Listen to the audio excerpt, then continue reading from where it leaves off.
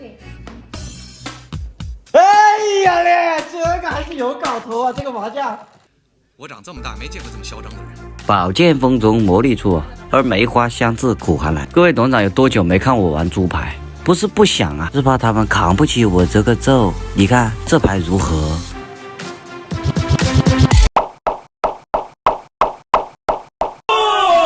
说句心里话，各位董事长，我那个纵横麻摊1年有余啊，什么稀奇古怪的牌我都能操作，唯独这个猪牌玩的瘆得慌，太好了，太完美了，就容易出现遗憾，所以我真的有点不习惯。哎呀，第一圈的10战将，他们拿什么跟我打，我怎么输？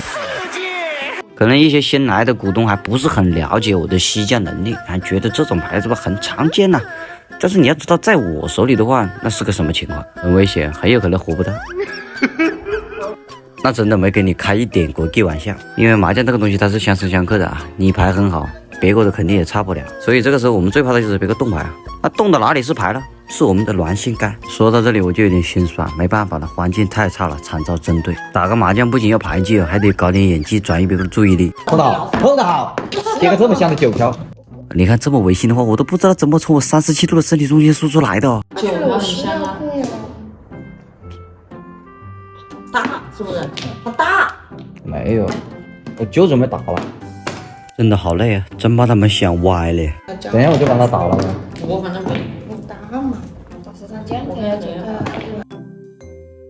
你说这话听得吓人不？瘆得慌啊，又往13将猜了啊！再搞下去又要说我将将火了，赶紧利用我们这个很差的形象，再多争取一点时间。那你打个9条嘛，打个9条，好不好？不好。好的了，打个9条给我崩啊！不是，我发现你说话怎么这么虚伪呢？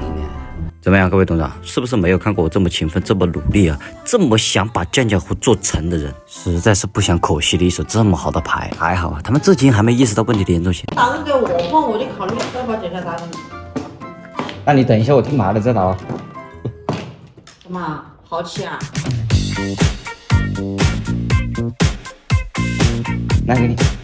我不要。在我这。他是啊，一直在我这。我就是知道你不会打不。我一对我打你2，你有病吧你啊！我听你臭逼说你一对，我哪2个人出来更臭逼了啦！哦，你打将将胡哦？啊，太迟了，别问。我打将将胡，你是个猪嘞！这牌已经把戏演到这一步了，不管他们说什么，打死我都不会认的。因为人呢，他就是这样的，他有一种侥幸心理，他总是对未发生的事情啊，他抱有一丝侥幸的。哎呀嘞，这个还是有搞头啊！这个麻将，爽！什么是将将胡啊？没有屁股开放。来，各位，这牌将将胡对他们刺激已经很大了啊！我们不能再告诉他我们真的是将将胡。开不出。